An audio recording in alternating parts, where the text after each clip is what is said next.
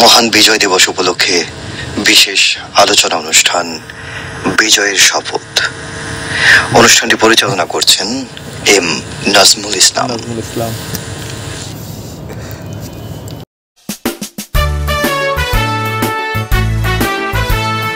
সকল বীর সন্তান যারা তাদের জীবন ও রক্ত দিয়ে আমাদের স্বাধীনতার আলোয় আলোকিত করেছিলেন, তাদের প্রতি শ্রদ্ধা নিবেদন করে শুরু করছি বাংলাদেশ বেতার চট্টগ্রামের মহান বিজয় দিবস উপলক্ষে বিশেষ আলোচনা অনুষ্ঠান বিজয়ের শপথ।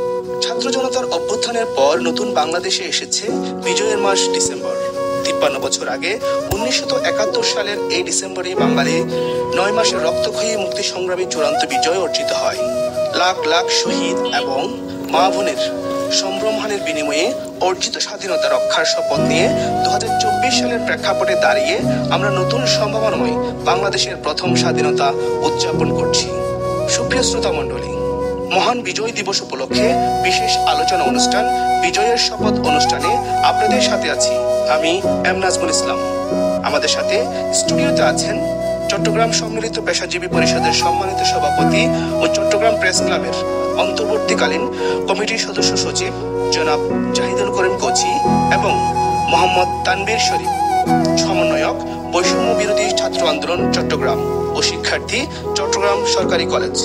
আপনাদের দুজনকে আমাদের অনুষ্ঠানে স্বাগত। বাঙালির সুদীর্ঘ রাজনৈতিক ইতিহাসের শ্রেষ্ঠ ঘটনা ১৯৭১ সালের মহান মুক্তিযুদ্ধ। দীর্ঘ ৯ মাস সশস্ত্র স্বাধীনতা সংগ্রামের এক ঐতিহাসিক ঘটনার মধ্য দিয়ে বাঙালি জাতি কয়েক হাজার বছরের সামাজিক, রাজনৈতিক ও অর্থনৈতিক স্বপ্ন সাধে পূরণ হয় এ মাসে। বাঙালির হাজার বছরের স্বপ্ন পূরণ হওয়ার পাশাপাশি বহু তরতাজা প্রাণ বিসর্জন আর মা বোনের সম্ভ্রমের বিনিময়ে এ অর্জন বেদনাবিধুর ১০০ গাথার মাসও এই ডিসেম্বর। স্বাধীনতা ৫৩ বছর পর ২০২৪ সালে আরেকটি স্বাধীনতার স্বাদ পেল জাতি। এই বিজয় ছাত্র জনতার বিজয়, এ বিজয় তারুণ্যের বিজয়, জালেম শাসকের বিরুদ্ধে মাজলুম মানবতার বিজয়, অপশাসনের বিরুদ্ধে সুশাসনের বিজয়। এই বিজয় দীর্ঘদিন জাতির বুকে জগদ্দল পাথরের ন্যায় চেপে বসে থাকা নির্যাতন নিপীড়নকারী শাসকের বিরুদ্ধে নির্যাতিত নিপীড়িত মানবতার বিজয়। বড় বড় শক্তিধর রাজনৈতিক দল চেষ্টা করেও যা করতে সক্ষম হয়নি, সেই অসম্ভবকে সম্ভব করেছে ছাত্র জনতা। আজ মহান বিজয় দিবস। আমাদের সাথে দুজন অতিথি রয়েছেন, দুজন দু প্রজন্মের। একজন বর্তমান প্রজন্মে, যাদেরকে আমরা জেনজি বলি, আর আরেকজন আমাদের আগের প্রজন্মের চট্টগ্রামের বিশিষ্ট জন, চট্টগ্রামের বাংলাদেশের বিশিষ্ট নাগরিক জনাব জাহিদুল করিম কোচি এবং তরুণ প্রজন্মের প্রতিনিধি হিসেবে তানবীর রয়েছেন।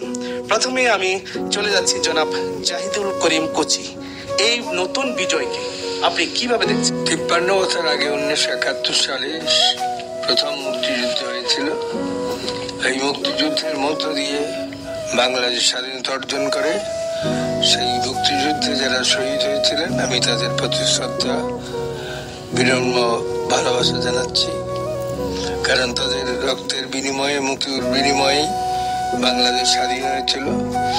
আমরা এক নতুন দেশ, নতুন সূর্য পেয়েছিলাম এবং সেই বাংলাদেশ আজকে আমরা গর্বিত। সারা বিশ্বে জনগণ আজকে সমগ্র বিশ্বে ছড়িয়ে পড়েছে। স্বাধীনতা যুদ্ধ ৭১-এর সেই যুদ্ধে আমি সর্বপ্রথম মুক্তিযুদ্ধে অংশ নিয়েছিলাম স্বাধীনতার ঘোষক শহীদ রাষ্ট্রপতি জিয়াউর রহমানের আবেদনের মধ্য দিয়ে। জিয়াউর রহমান সর্বপ্রথম যে ঘোষণাটি দিয়েছিলেন, I major Zia declare the independence of Bangladesh, সেই ঘোষণার মধ্য দিয়ে সমগ্র দেশের মানুষ কিন্তু আন্দোলিত হয়েছিল। ৭১-এর সেই দিনগুলোতে, ২৬শে মার্চ, ২৫শে মার্চ এবং দিনগুলোতে মানুষ যখন একটা অসহায় অবস্থা ছিল, তখন জিয়াউর রহমানের আন্দোলনের ঘোষণা সমগ্র দেশের মানুষের মধ্যে নয়, যারা সামরিক বাহিনীর চাকরিরত বাঙালি অফিসাররা, তাদের মধ্যে এক উদ্দীপনা সৃষ্টি হয় এবং তারা কিন্তু আপনার ক্যান্টনমেন্ট থেকে, সেনানিবাস থেকে বেরিয়ে চলে আসে এবং বাইরেও বিদেশেও যারা বাংলাদেশে, পাকিস্তানের যারা সামরিক বাহিনীতে বাঙালির চাকরি করে, তারাও কিন্তু ওই দেশ চাকরি ছেড়ে দেশে চলে আসে। এটাই হচ্ছে এক নতুন জীবন, নতুন অধ্যায় ছিল তখন। আর ৫৩ বছর পর ২০২৪ সালে আরেক স্বাধীনতা ফেজিস শেখ হাসিনার পতনের মধ্য দিয়ে এদেশের মানুষ নতুন করে স্বাধীনতা, এই স্বাধীনতা শুধু স্বাধীনতা নেই, স্বাধীনতা মানে প্রাণের উচ্ছ্বাস ছিল, মানুষের আবেগ ছিল, নতুন জীবন ছিল, নতুন আনন্দ ছিল। এখনো সেই আনন্দের মধ্যে আমরা ভাসছি। এটা হচ্ছে গত 16 বছরের যে যন্ত্রণা, সেই যন্ত্রণা 16 বছরের এই নির্মম অত্যাচার, নিপীড়ন, এই নিপীড়নের মধ্য দিয়ে জুলাই আগস্টের ছাত্র জনতার অভ্যুত্থান আমাদেরকে নতুন যুগে নিয়ে এসছে। আজকে নতুন যুগে আমরা সবাই একটা স্বাধীনতা ভোগ করছি। আনন্দ, যেসব অত্যাচার নিপীড়ন ছিল সেই নিপীড়ন থেকে আমরা মুক্ত। আমরা এখন অবাধ স্বাধীনতা বিচরণ করছি। আমার বিশ্বাস এই স্বাধীনতা আমাদের সবাই মধ্যে যে মানসিক প্রশান্তি এনে দিয়েছে। ছাত্র জনতার অভ্যুত্থানের পর নতুন বাংলাদেশে এসেছে বিজয় দিবস। আজ মহান বিজয় দিবস। এই মহান বিজয় দিবসকে আপনি কিভাবে মূল্যায়িত করছেন জনাব তানভীর? 24-এর গণঅভ্যুত্থানের পর আজ 16 ডিসেম্বর মহান বিজয় দিবস। প্রথম মহান বিজয় দিবস আজকে আমাদের 24-এর অভ্যুত্থানের পর। আসলে 1971 সালে দীর্ঘ 9 মাস রক্তক্ষয়ী যুদ্ধের পর আমরা বিজয় অর্জন করেছিলাম পাকিস্তানি হানাদার বাহিনী থেকে। সেদিন মাঠে ঘাটে সকল পেশাজীবীর মানুষ, ছাত্র, শিক্ষক সহ নেমে গিয়েছিল পতাকা উড্ডয়ন করে যে আমাদের দেশ স্বাধীন হয়ে গিয়েছে, পাকিস্তানি হানাদার বাহিনীরা পালিয়ে গিয়েছে। ঠিক একইভাবে 2024 সালে 5 আগস্ট যখন ফ্যাসিস্ট সরকার বাংলাদেশ থেকে পলায়ন করেছিল, সকল ছাত্র জনতা বাংলাদেশের সকল পয়েন্টে পয়েন্টে বিজয় উল্লাসে মেতে উঠেছিল। আজকে আমাদের দ্বিতীয় স্বাধীনতা হয়েছে, দ্বিতীয় স্বাধীনতা পালন করেছিল।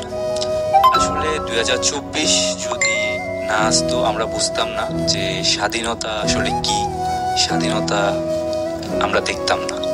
1971 সালের 16 ডিসেম্বর বিজয় দিবসকে আমরা অবশ্যই বিজয় দিবস মনে করি। যেভাবে আমরা 2024-এর জুলাইয়ের গণঅভ্যুত্থানের পর আমরা নতুন বিজয় দিবস পালন করেছিলাম, 1971 সালে আমরা যে বিজয় অর্জন করেছি সেই বিজয় দিবস আমরা পালন করব। আচ্ছা, এবার চলে যাচ্ছি জনাব জাহিদুল করিম কোচি আপনার কাছে। চট্টগ্রাম এবং মুক্তিযুদ্ধ দুটি ওতপ্রোতভাবে জড়িত। চট্টগ্রামকে বাদ দিয়ে যেমন মুক্তিযুদ্ধ কল্পনা করা যায় না, তেমনি 2024ও চট্টগ্রামকে ঘিরেই অনেক কিছু জড়িত।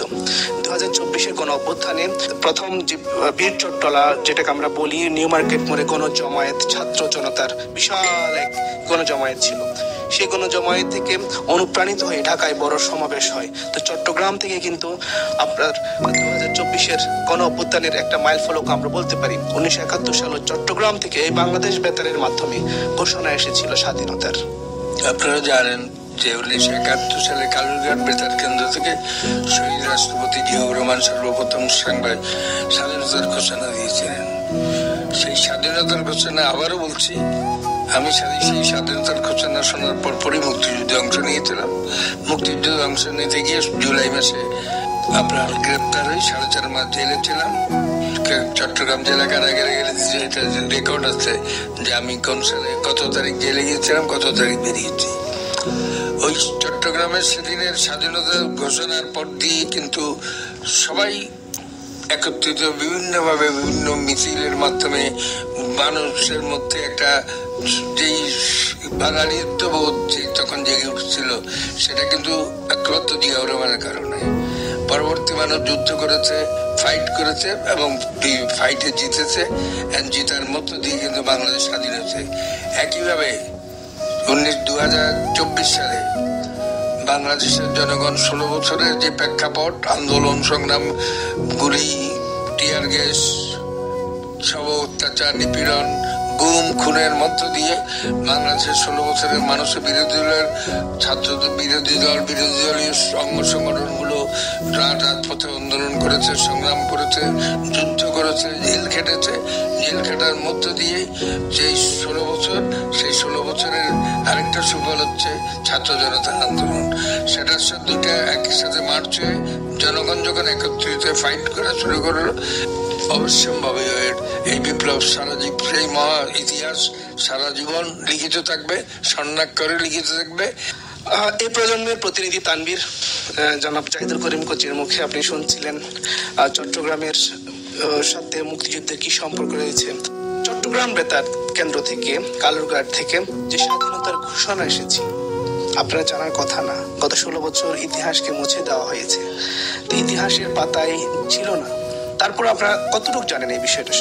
আসলে 1971 সালের অনেক ঘটনা আমাদের থেকে সরিয়ে দেওয়া হয়েছিল, আমাদের থেকে লুকিয়ে ফেলা হয়েছিল, যেন আমরা প্রকৃত ঘটনা জানতে না পারি। একটু আগে কোচি ভাই বললেন যে উনিও একজন মুক্তিযোদ্ধা ছিলেন, ওনাকে স্বীকৃতি দেওয়া হয়নি। আমার এই বয়সে আমি এমন 100 জনের বেশি মুক্তিযুদ্ধের সাথে দেখা হয়েছি যারা নিজেরা কোনো স্বীকৃতি পায়নি। তারা জিয়াউর রহমানের দল করতেন বা বিএনপির সাথে যুক্ত ছিলেন, তাই তারা স্বীকৃতি পাননি।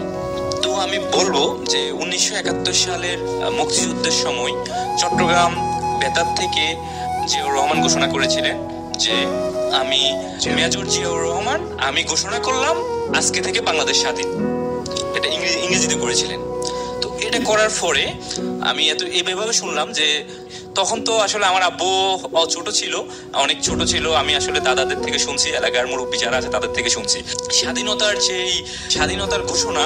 এটা 1971 সালে যেমন চট্টগ্রাম থেকে হয়েছিল, 2024 সালে এসেও জুলাইয়ে আমরা 2 তারিখ আন্দরকিল্লা মসজিদে যখন নামাজ পড়েছিলাম, নামাজের পর আমরা আন্দরকিল্লা মসজিদ থেকে বের হয়ে যখন লক্ষ লক্ষ জনতা একসাথে জমায়েত হয়েছিল, তখনই গণ অভ্যুত্থানের ডাক সেখান থেকেই এসেছিল। এক দফার ডাক, দফা 1 দাবি 1, স্বৈরাচারের পদত্যাগ। আমরা সেখান থেকেই পদত্যাগের দাবিটা তুলেছিলাম এবং সেই দাবিটা পরবর্তীতে সারা বাংলায় ছড়িয়ে পড়ে এবং অবশেষে আমরা স্বৈরাচার ফ্যাসিস্ট সরকারকে হঠাৎ আমরা সক্ষম হই। বাংলাদেশের তরুণ প্রজন্ম যে অসাধ্য সাধন করতে পারে, সেটা পুরো বিশ্ব সাম্প্রতিক ছাত্র আন্দোলনের মাধ্যমে প্রত্যক্ষ করেছে। দারুণ সাহসী আর সম্ভাবনাময় তরুণ প্রজন্মকে উপেক্ষা করার সুযোগ নেই। তাদের নেতৃত্ব দিয়ে বাংলাদেশকে আধুনিক বিশ্বের আইকন হিসেবে প্রতিষ্ঠা করার জন্য কাজে লাগাতে হবে। তরুণ প্রজন্ম দুর্নীতি, বৈষম্য এবং দমন পীড়ন নীতির বিরোধিতা করে। জনাব জাহিদুল করিম কোচি। চট্টগ্রামে যে আপনি বলেছিলেন যে আন্দোলনের কথা, আমার সৌভাগ্য যে 71-এর মুক্তিযুদ্ধে আমি অংশগ্রহণ করতে পেরেছি এবং 2024 সালের জুলাই আগস্টের আন্দোলন। আপনাকে রিপিট করে একটু ইন্টারাপ্ট করি। সেটা হচ্ছে যে আন্দরকিল্লা মসজিদের জুমার নামাজের পরে যে আন্দোলন, সেটা কোচি ভাইকে আমি দেখেছি, শাহনওয়াজ সাহেব ছিলেন, কোচি ভাইয়ের ফুটেজ আমি তো প্রকাশ্যে সেদিন নেমে পুলিশের সামনে দিয়ে বিক্ষোভ করে রাস্তায় মিছিল করেছি, সংগ্রাম করেছে, সব পত্রিকা এসছে এবং ফুটেজ এসছে। এটা হচ্ছে আমার জীবনের আরেকটা স্মরণীয় ঘটনা। আমরা বাংলাদেশ টেলিভিশন বাংলাদেশ স্মরণীয় এবং শুধু নাই, এবং নিউ মার্কেটের সামনে যে বিশাল গণজমায়েত, সেই গণজমায়েতে আমরা পেশাজীবীদের পক্ষ থেকে অংশগ্রহণ করার সুযোগ হয়েছে। এই জন্যই আমি গর্বিত যে আমি 71-এর মুক্তিযুদ্ধ, 2024-এর মুক্তিযুদ্ধ দুটাই দেখেছি। আবার 75-এর 15ই আগস্টের নৃশংস হত্যাকাণ্ডও দেখেছি। আবার 1981 সালের 30 মে জিয়াউর রহমানের হত্যাকাণ্ড আমি সাংবাদিক হিসেবে দেখেছি। 71 সালের মুক্তিযুদ্ধের ঘোষণার মধ্য দিয়ে যখন জিয়াউর রহমান সমগ্র বিশ্বের কাছে হিরো হয়ে গেলেন, 2000 আবার তারপর থেকে এই জিয়াউর রহমানের যে আবির্ভাব, এই আবির্ভাবকে খর্ব করার বহু চেষ্টা করছে, কিন্তু ইতিহাস থেকে তাকে কখনো মিথ্যে পারে। কারণ জিয়াউর রহমানের মৃত্যু দিবসে যখন প্রয়াণ ঢাকায় নিয়ে যায়, চট্টগ্রামের তো আমি নিজে সাক্ষী দেখলাম, 2টো জানাজা হয়েছে, লক্ষ লক্ষ লোক। আর ঢাকার তো স্মরণাতীতকালের সর্ববৃহৎ নয়, পৃথিবীর ইতিহাসে বিরল একটা আপনার জানাজা, 10 লক্ষ মানুষ অবাক বিস্ময়ে সবাই পৃথিবী এখনো সেটা স্মরণ করে। তো এই মুক্তির যাত্রা এবং 2071 এবং 2024-এর যে বিজয়, এই বিজয় এবং এই বিজয়ের মাসে কিন্তু একটা নতুন তাৎপর্য এনে দিয়েছে। বাংলাদেশ বাংলাদেশের মানুষকে এই বিজয় সম্পর্কে আরো তরুণ প্রজন্মকে সমন্বয়দের উচিত হবে এটা গ্রামে গঞ্জে ছড়িয়ে যাওয়া, তার ভিডিওর মাধ্যমে, ফেসবুকের মাধ্যমে, গ্রাফিতির মাধ্যমে এবং অন্যান্য এটা নতুন করে রেকর্ডিং সিস্টেম করে আমার মনে হয় প্রতি রাস্তার মোড়ে মোড়ে যদি দেখানো হয় তাহলে ফ্যাসিস্টদের কখন আর বাংলাদেশে ফিরে আসার সম্ভাবনা থাকবে। ইতিহাসকে গত 53 বছরে বারবার বিকৃতি করা হয়েছে, আমরা সেটা দেখেছি। বর্তমান প্রজন্ম যারা গত 15-16 বছর আগে জন্মগ্রহণ করেছে বা 20 বছর আগে বা 25 বছর আগে জন্মগ্রহণ করেছে, তাদের কাছে ইতিহাসটা আসলে অনেকটা ধোঁয়াশার মতো, তাদের কাছে পরিষ্কার না। তো ইতিহাস বিকৃতি নিয়ে কিছু বলার জন্য অনুরোধ জানাচ্ছি জনাব তানভীর, এই প্রজন্মের প্রতিনিধি। আসলে ইতিহাসটা বিতর্কিত বা ইতিহাসটা বিকৃত করে ফেলা হয়েছিল 1971 সালের। আমরা সেটা সবাই দেখেছি। ছাত্ররা নিরাপত্তার দায়িত্ব নিয়ে মাঠে নেমে পড়ে, জনতাও সাথে ছিল, ট্রাফিক সেবায় যোগ দেয়, নগরী পরিষ্কার পরিচ্ছন্নতায় কাজে আঞ্জাম দেয়। ঢাকা, চট্টগ্রাম, রাজশাহী সহ দেশের বিভিন্ন স্থানে ছাত্র জনতা গোটা দেশ, গোটা শহরে ট্রাফিকের দায়িত্ব পালন করে, অন্যান্য শহরেও কাজ করে। সারা দেশে সৃষ্টি হয় এক অভূতপূর্ব দৃশ্য। এই বিষয়টাকে আপনারা কিভাবে বিজয়ের দিনে কিভাবে মূল্যায়িত করবেন? আচ্ছা, এই ব্যাপারে বলতে গেলে ছাত্র জনতার যে গণ অভ্যুত্থান, এর পরে যে আমাদের পুলিশ ছিল, পুলিশরা স্বৈরাচার সরকার যেভাবে ওদেরকে বলতো ওরা এভাবে করেছিল। ওরা যখন স্বৈরাচার সরকার বলতো যে ছাত্রদেরকে লাঠিপিটা করো, আমাদেরকে লাঠিপিটা করা হয়েছিল। চট্টগ্রামে 11 জুলাই থেকে আমাদের উপর লাঠিচার্জ করা হয়েছিল। তারপর থেকে আমাদেরকে নানাবিধ অত্যাচার নির্যাতনের মাধ্যমে আমাদেরকে হামলা করেছিল। 16 তারিখ আমাদের উপরে ছিল, 18 তারিখ হামলা করেছিল। পরবর্তীতে 21 তারিখ, 2 তারিখ, 3 তারিখ, 4 তারিখ আমাদের উপর নিউ মার্কেটে, আপনি জানেন, নিউ মার্কেটে আমাদের উপর হামলা করে আমাদের অনেক ভাইকে আহত নিহত করেছিল। আমরা এর সঠিক লিস্টটাও পাইনি যে কতজন আহত হয়েছিল, নিহত হয়েছিল। ওই দিন নিউ মার্কেটের অবস্থা কতটা ভয়াবহ হয়েছিল সারা চট্টলার মানুষ জানে। আসলে চট্টগ্রামের যেই প্রশ্ন ছিল যে ছাত্ররা তো সব দিক দিয়ে দায়িত্ব পালন করছে জনতাকে সাথে নিয়ে। 4 তারিখের পরবর্তী সময়ে আমরা বিজয় অর্জন করি, দ্বিতীয়বারের মতো স্বাধীনতা অর্জন করি। 4 তারিখ সন্ধ্যায় বলা হয়েছিল পরশু নয়, কালকে লং মার্চ টু ঢাকা। কালকে আমরা 5 তারিখ লং মার্চ টু ঢাকা করি এবং স্বৈরাচার সরকারকে হাঁটিয়ে আমরা বিজয় অর্জন করি। তখন স্বৈরাচার সরকারের লালিত, তখন তারা থানা ছেড়ে, এলাকা ছেড়ে, বাড়ি ছেড়ে তারা পালিয়ে যায়। তখন দেখভাল করার জন্য তখন রাস্তায় কেউ ছিল না, ট্রাফিক ছিল না, পুলিশ ছিল না, আইন শৃঙ্খলা বাহিনী ছিল না। তখন ছাত্র জনতা নিজেরা এই দায়িত্বটা নিয়ে নেয় এবং রাস্তায় ট্রাফিক থেকে শুরু করে একটা মহানগর জেলার সকল দায়িত্বগুলো স্টুডেন্টরাই পালন করে এবং ওরা সুশৃঙ্খল ভাবে এই দায়িত্বটা পালন করেছে। প্রথমত একটু সমস্যা হয়েছিল, আমাদের খাওয়া দাওয়া নিয়ে একটু সমস্যা হয়েছিল। পরবর্তীতে দেখা যায় 1-2 দিন পরে দেখা যায় যে আমাদের গার্ডিয়ান, অভিভাবকরা, আমাদের আঙ্কেলরা, আমাদের শিক্ষকরা আমাদেরকে খাবার দিয়ে সাহায্য করেছিল। তখন তারা উৎসাহ হয়েছিল, উৎসাহ পেয়ে তারা পরবর্তীতে ট্রাফিক নিয়ন্ত্রণ সহ যে সামাজিক কাজগুলো ছিল এগুলোতে তারা জড়িত ছিল। স্বাধীনতার আসল চেতনা ছিল আমি আমার মতো করে দেশটাকে গড়ব, কিন্তু দুঃখজনক সত্য হলো এটা ঘটেনি। মুক্তিযুদ্ধের চেতনার কথা বলে বলে শব্দটিকে শেষ করে ফেলা হয়েছে। এ কারণে 2024 সালে এই অভ্যুত্থান হয়েছে। জনাব জাহিদুল করিম কোচি। অবশ্যই মুক্তিযুদ্ধের যেই চেতনা, সেই চেতনাকে কখনো বাস্তবায়ন করতে দেওয়া হয়নি স্বাধীনতার পর থেকে। আর গত 16 বছরে তো আপনারা জানেন কি হয়েছে। এখন আমাদের তরুণ প্রজন্মের কাছে আমাদের একটাই আহ্বান হবে, আপনারা সজাগ থাকতে হবে। যারা সমন্বয়ে গেছেন, তরুণ প্রজন্ম আছেন, যারা রাজপথে আন্দোলন করেছেন, ছাত্রছাত্রী, আপনারা জানেন বাংলাদেশের ইতিহাসে ছাত্রীরাই ভূমিকা পালন করেছে।